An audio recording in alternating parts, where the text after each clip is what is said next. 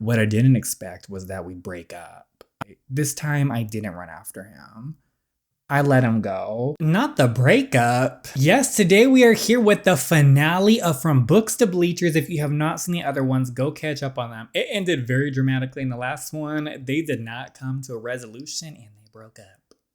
So let's see if they get back together. Subscribe if you haven't already. Without further ado, let's start the From Books to Bleachers finale. After that night, everything changed. No matter how much I tried to tell him he could stay, Jace packed up his things the next morning, and just like that, he was gone, and he vanished.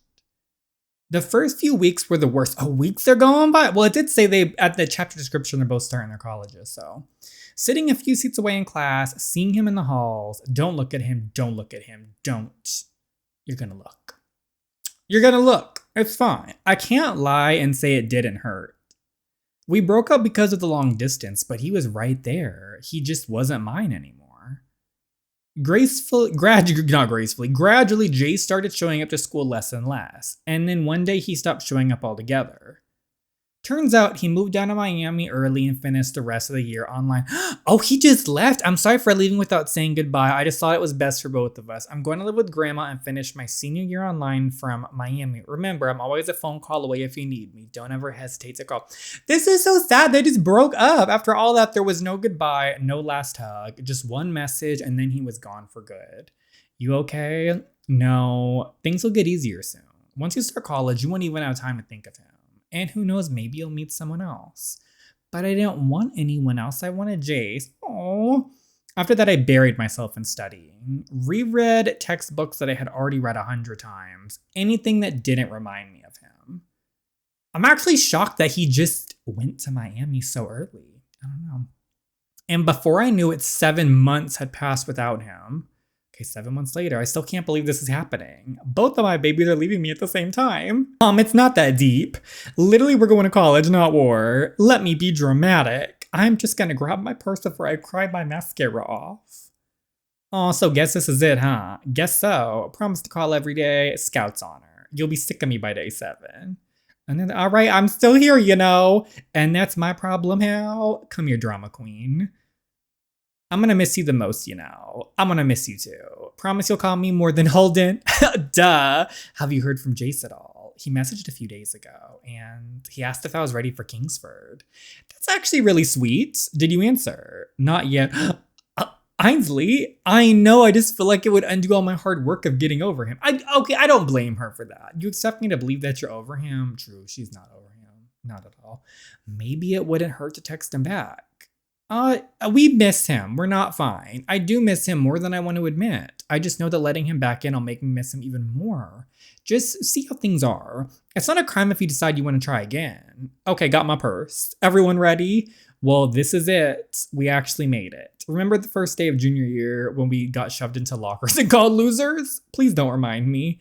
Well, look at us now. Kingsford, WCLA, good for him, and Bayshore Community School.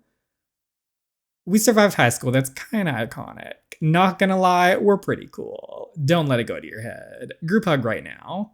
Oh, they're cute. I'm glad everyone recovered the friendships and everything. Okay, she's off to Kingsford though, and Jace is down to Miami. So, good morning, passengers. This is a direct flight to Newark Liberty International Airport.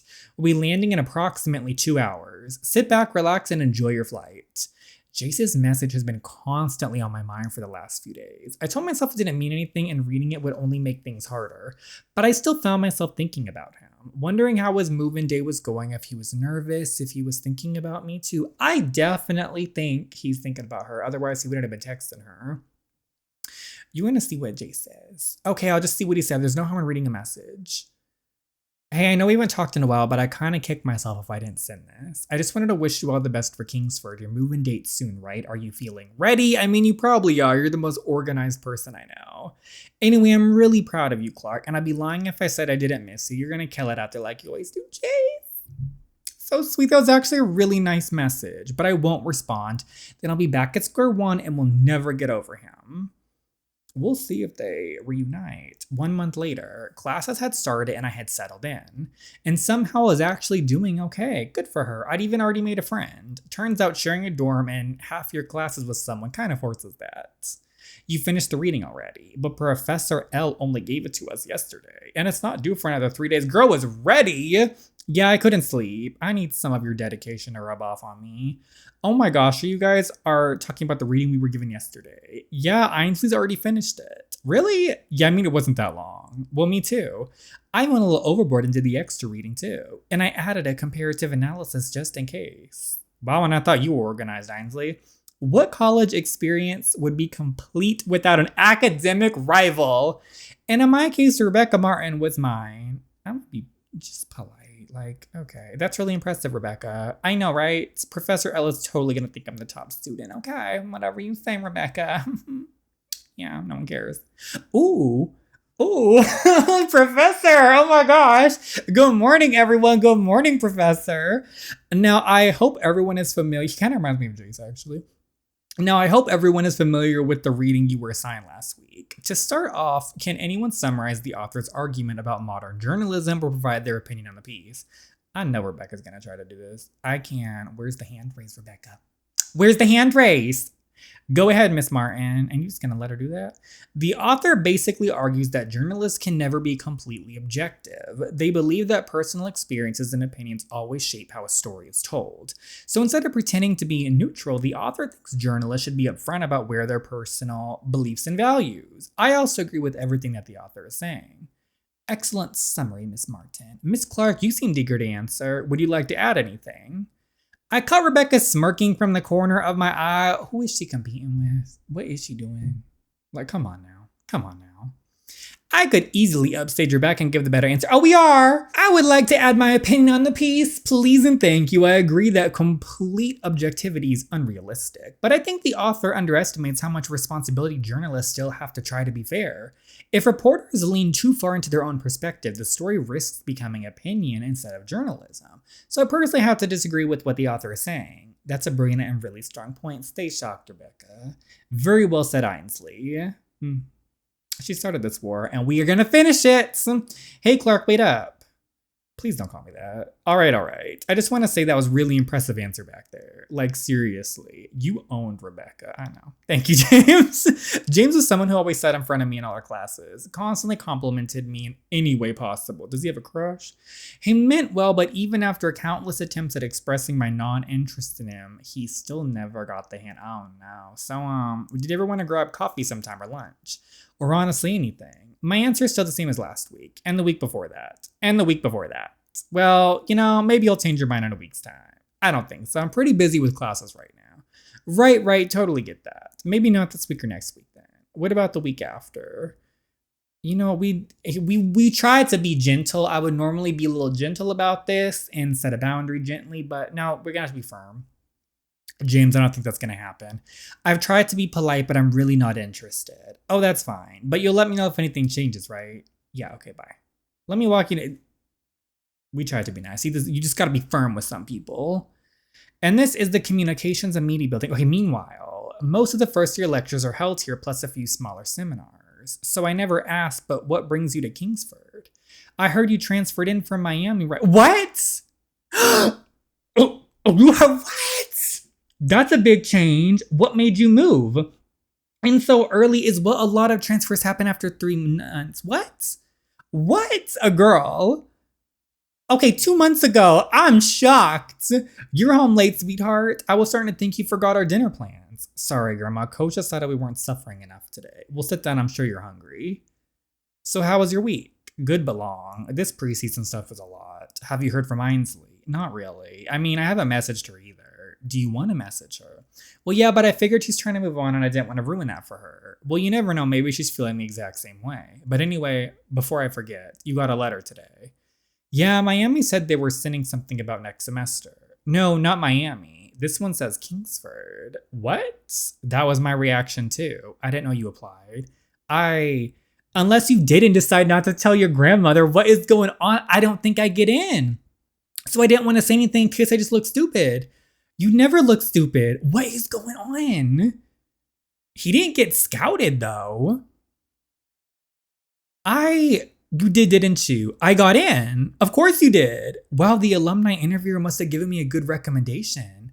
So what are you gonna do? I'm not sure. I want to be here for Sophia. I've always been here for her, so I don't want her thinking I'm abandoning her. Your sister knows you love her, and she's surrounded by people who will keep her safe, including me. You've been taking care of everyone else since you were barely more than a kid yourself. It's okay to want something for yourself. You really think it's okay? I think it's time that you put yourself first for once, and I think Sophia would be so proud of you. So there's this. Okay, wait. I'm so confused. 3 of you are motivated. Okay, cool. They've got this in. I have so many questions. We're gonna wait and see if he answers them though. Why, James? Give up. We already said no. At this point, I'm about to be rude because. Speaking of being rude, I'm about to be rude to this girl too, Rebecca, with a smirk on her face. She's probably watching, getting a kick of how desperate this guy is. And you're not a coffee person. Then they have this. Sorry, I have to take this, James. Oh, sorry. I'll just take your time. You've been taking our time. You can leave. Thank you, goodbye. We've been nice. I freeze when I see Jace's name appear on my screen. I thought this call was going to be my lifeline out of this conversation, but now I was faced with the task I wasn't sure I was ready to do yet. Hey, long time no talk. Oh my gosh, this is so awkward but cute. It's been a while. How are things in Miami? Have you settled into college life yet? Things didn't go as planned, but what can you do? What do you mean? You're still playing football for Miami, right?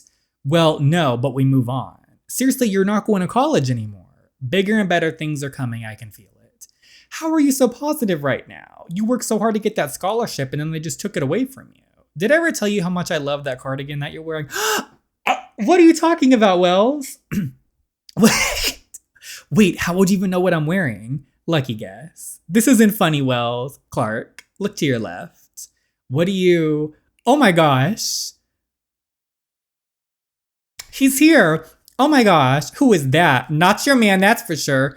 Goodbye, James. I do not even care to read. Wells, hi brains. There he was. After 7 months without him, 7 months of pretending I was okay, he was here standing right in front of me. Almost like no time had passed at all.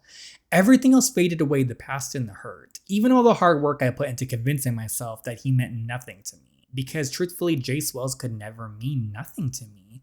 All I could think about in that moment was how badly I wanted to run straight into his arms. Okay, we'll do it, girl. Run straight into his arms and give him a big kiss. Watch that, Rebecca. The second he kisses me, every carefully built wall I put up just disappears. 7 months of pretending I was fine. 7 months of telling myself I had moved on, you hadn't, but that's okay. None of it stands a chance against us. I memorized the way he feels, how he holds me, how he smells, in case it was ripped away from me again. I used to dream about this moment. Is this real? Truly, is this real? Like, I'm so shocked about all this. It is. I'm right here, Clark, and I'm not leaving this time. What do you mean you're not leaving? And what are you doing here? You're supposed to be at college. I am. What? I kind of may have applied to Kingsford last minute. You what? Just to see if I'd get in. Didn't really expect anything to come of it. Wait, you're saying you're going to school here. You're looking at the newest member of the Kingsford University Tigers. Jace that's incredible. I'm so sorry. Oh my gosh, you're going to school here with me. Told you we'd find a way back to each other eventually. Speaking of, I'm sorry I didn't try hard before. It's fine, Jace. He did. I was so scared of being rejected that I didn't even give us a chance. And losing you because of that, that's something I'll always regret. I'm sorry too. I should have fought for us and at least tried the distance. I just didn't want to get hurt. I know, but we're here now and that's all that matters. And I'm never letting you go again. Aww! You know, seeing you in that cardigan really does something for me. I'm fighting myself not to kiss you again. You want to kiss me? Is that you giving me permission? Well, that depends on... I don't kiss just anyone, quarterback. You got to get lucky with that kiss before. I see. Well, you're lucky I came with a speech prepared for this exact moment.